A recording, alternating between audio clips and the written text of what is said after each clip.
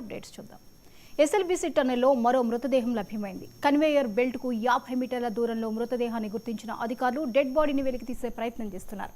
కాగా ఇప్పటి వరకు 2 మృతదేహాలు వెలికితీసిన రెస్క్యూ టీం మరో 6 కోసం తవ్వకాలు కొనసాగిస్తున్నారు.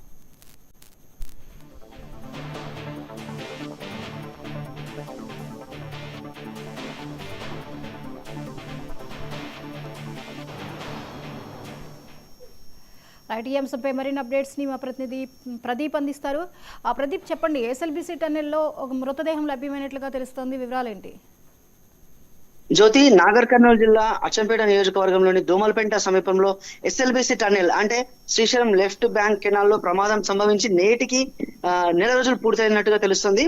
అయితే ఈ విపత్తులో సుమారు 8 మంది, అందులో 2 ఇంజనీర్లు, 6 కార్మికులు అయితే మృతి చెందినట్లయితే గుర్తించారు. అయితే ఈ మృతులను వెలికి తీసేందుకైతే నిరంతరము అక్కడ జిల్లా ఎస్పీ, జిల్లా కలెక్టర్లు వారి బృందాలు అయితే నిరంతరము ప్రయత్నం చేస్తున్నాయి. అయితే ఈ సొరంగంలో నిన్నటి వరకు అయితే 2 వైపుల నుండి టీబీఎం మిషన్ ద్వారా 2 వైపుల నుంచి సొరంగాన్ని తవ్వుతూ మృతదేహాలను వెలికిసే ప్రయత్నం అయితే చేస్తున్నారు. మరి నిన్న మధ్యాహ్నం సీఎం రేవంత్ రెడ్డి తన అసెంబ్లీ సమావేశ మందిరంలో ఉన్నత స్థాయి వర్గాలతో అయితే సమావేశం నిర్వహించారు ఈ విపత్తుపై. ఇందులో మంత్రులు ఉత్తమ్ కుమార్ రెడ్డి, పొంగులేటి శ్రీనివాస్ రెడ్డి, జూపల్లి కృష్ణారావులు, వీరితో పాటు మరి విపత్తు నిర్వహణ ప్రభుత్వ ప్రత్యేక అధికారి అరవింద్ కుమార్, అలాగే కల్నల్ పరీక్షిత్ మెహ్రాల్ అయితే పాల్గొని సీఎం కి అయితే అక్కడ జరుగుతున్న నెల రోజులు జరుగుతున్న సహాయక చర్యల గురించి అక్కడ క్లియర్ గా వీడియోలు, ఫోటోలతో పాటు అయితే చూపించి వివరించడం జరిగింది.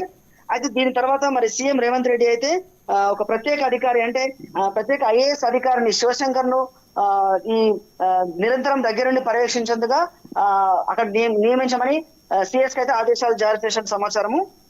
ఈ ప్రమాదం జరిగిన ప్రాంతము అంటే ఇక్కడ టన్నెల్ లో 14 కిలోమీటర్ వద్ద ప్రమాదం సంభవించింది.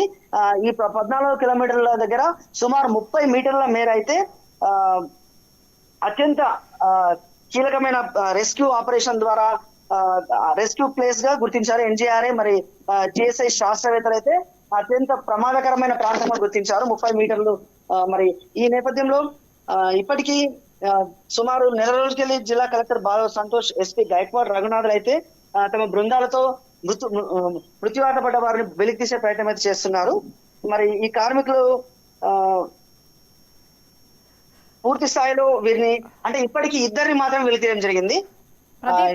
మరో 2 మృతదేహాలను అయితే ఈ రోజు మధ్యాహ్నం సాయంత్రం వరకు వెలికి తీసే ప్రయత్నం అయితే చేస్తున్నారు. జ్యోతి, ప్రదీప్, ఈ మృతదేహాన్ని బయటకు తీయడానికి ఇంకా మరి కాస్త సమయం పట్టే పరిస్థితి అయితే కనిపిస్తోంది. మిగిలినవి కూడా ఐడెంటిఫై చేయడానికి సాగుతున్న చర్యలు ఎలా ఉన్నాయి, పురోగతి ఎలా ఉంది?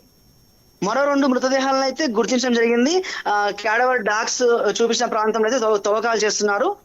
అయితే ఈ సీఎం రేవంత్ రెడ్డి ఆదేశాల ప్రకారము డ్రిల్లింగ్ అండ్ బ్లాస్టింగ్ విధానాన్ని అనుసరించి లోపల ఉన్న మృతదేహాలను అయితే వెలికిసే ప్రయత్నం చేస్తున్నారు. జ్యోతి, రైట్, థ్యాంక్ యూ ప్రదీప్.